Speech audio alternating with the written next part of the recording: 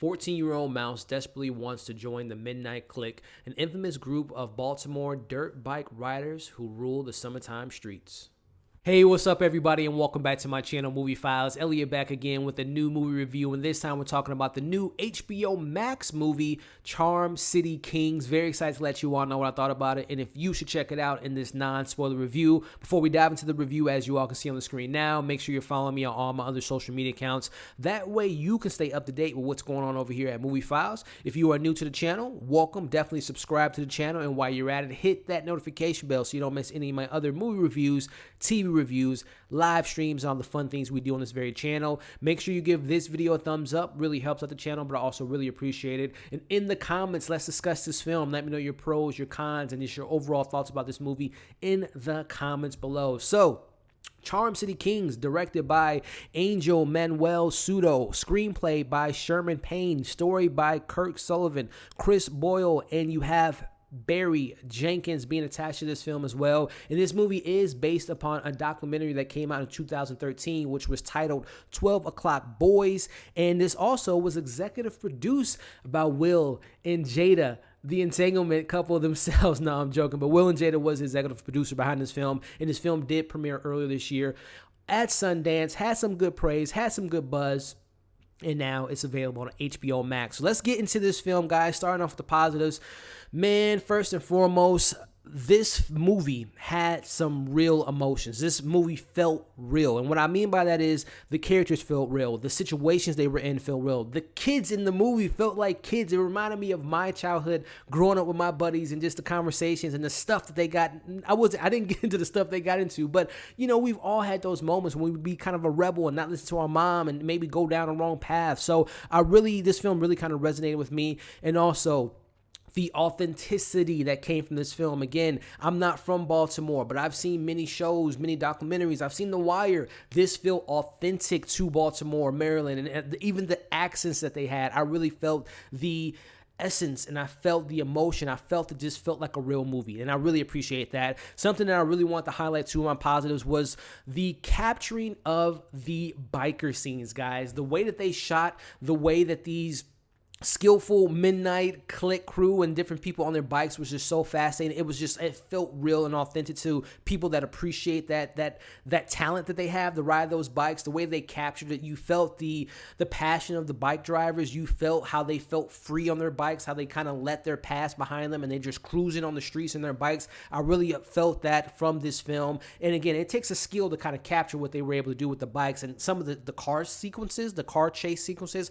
felt like I was watching a Fast and Furious film. So I really applaud the cinematography and the director on capturing what it's like to be part of this clique, what it's like to be on your bike and just letting your hair down and cruising on the street. So I really appreciate that aspect of this film. And again, the Midnight Clique crew was like the 90s Bulls team that everyone wanted to be them. Everyone wanted to be a part of the clique. So I really thought that they really captured that emotion and kind of captured that essence of how important that clique was to our main characters. I gotta get into these performances, guys. Another positive of mine was the main lead of this movie, Jahi Diablo Winston, as our main character, Mouse.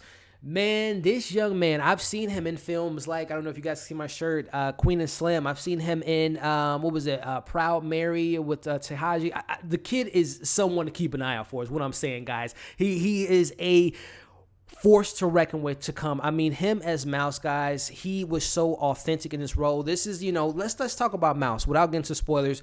This film definitely kind of gave me some Boys in the Hood vibes, right? And particularly with Cuban Gooding Jr.'s character, Trey, I definitely kind of got those vibes from him. This young man really impressed me, and I was just blown away by him the entire time.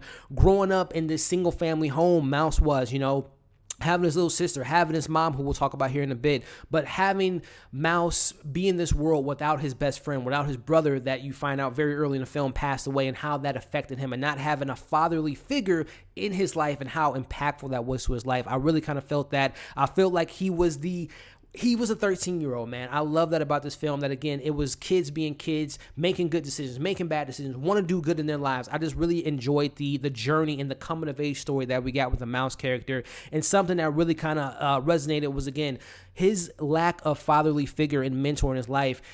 Again, this movie didn't necessarily say this is a good thing to do, this is a bad thing to do. This is how Mouse wanted to survive. This is how Mouse wanted to put food on his family's table. And I just love the journey that we go through with this character and him being the leader of his friends, who we'll talk about here in a bit.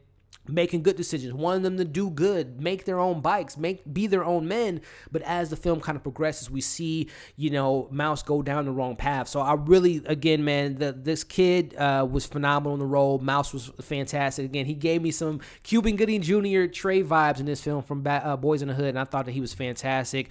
Some other standouts to me was his mother, played by Tiana Paris, who is just so great in everything I've seen her in, whether it be Mad Men, whether it be If Beale Street Can Talk. Can't wait to see her in the Marvel Cinematic Universe and WandaVision. Can't wait to see her with all the great things she has lined up. She as Terry, Mouse's mom.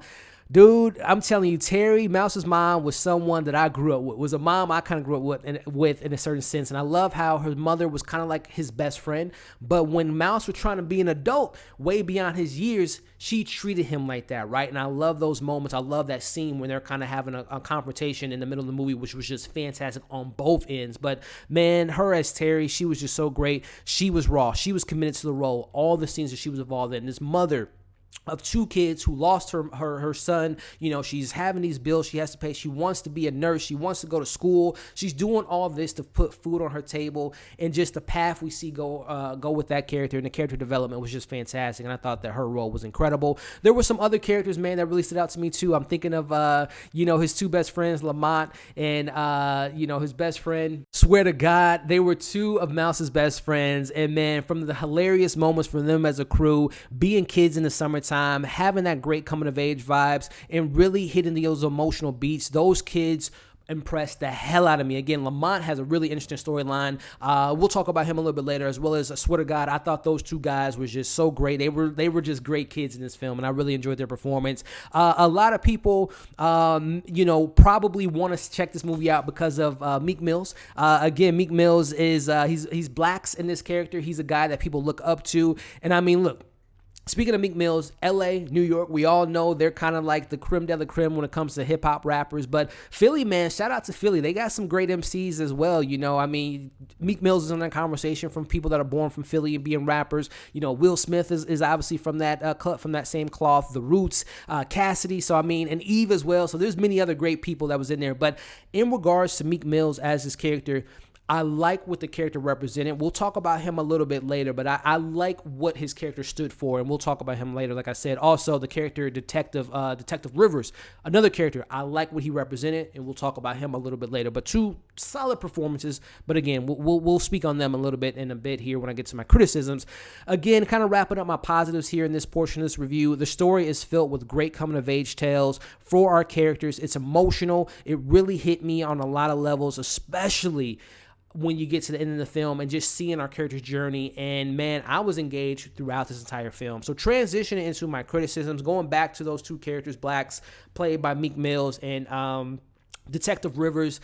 Again, I like what they represented in this role, but I just felt like I never got the performance, what I was looking for those two characters. They just didn't hit me on that level. Again, Meek Mills is playing this guy who's seen the street life, right? He went down the wrong path, got caught up, went to jail. Now he's out of jail. He's trying to do something different. He's trying to make up for the faults that he's done in his past, and he's trying to be this mentor for, Mouse. But then you have Detective Rivers, who was in the same neighborhood as Blax, but went down another path. He became a police officer. He wants to be a mentor for these boys in the streets, and seeing their juxtaposition of how they were raised on the same street, but they went down a different path. So again, I love what these characters represent for the character Mouse as this mentor.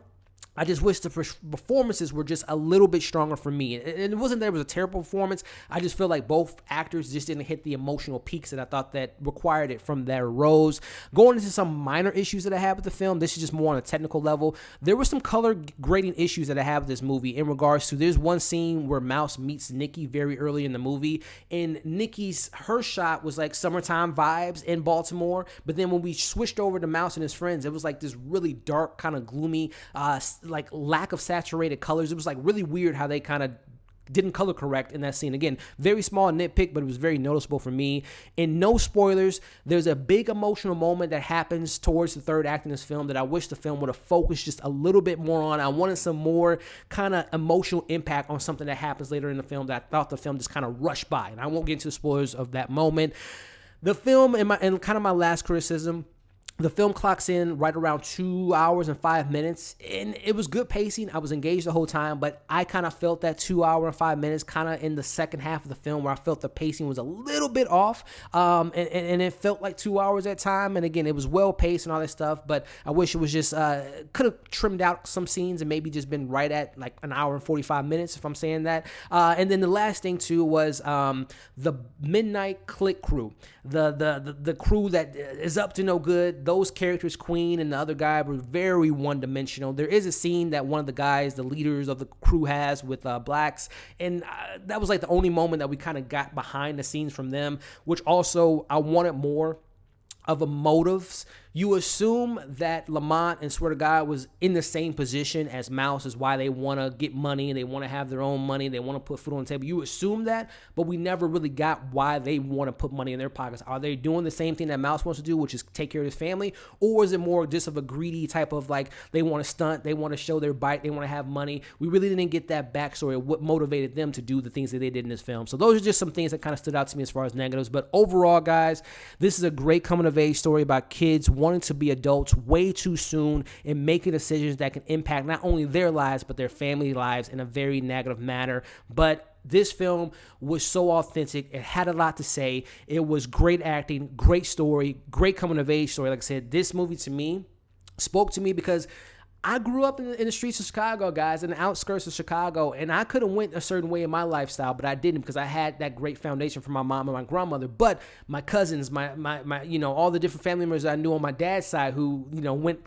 in a different route. I won't get into all that, but this film really kind of spoke to me and really kind of resonated and hit home with me. And it just goes to show when you have the right people in your life, the right mentors in your life, you can make the right decision. So I'm going to give Charm City Kings a solid 4 out of 5. I definitely recommend you all check it out. This film definitely tackles the subject matter a lot better than some films I saw like recently, Cutthroat City and some other films that are kind of, hood movies on Netflix. I thought this film was fantastic, and I really recommend you all check it out. Again, Charm City Kings, 4 out of 5. When you check it out, let me know in the comments what you all thought about this movie, your positives, your negatives, your favorite characters, your least favorite moments, and moments that really kind of resonate with you. Let's have a discussion in the comments below. As always, make sure to like, share, comment, subscribe to the channel, hit that notification bell so you don't miss any of my other movie reviews, TV reviews, live streams, all the fun things we do on this very channel. Make sure you all check me out on all my other social media accounts.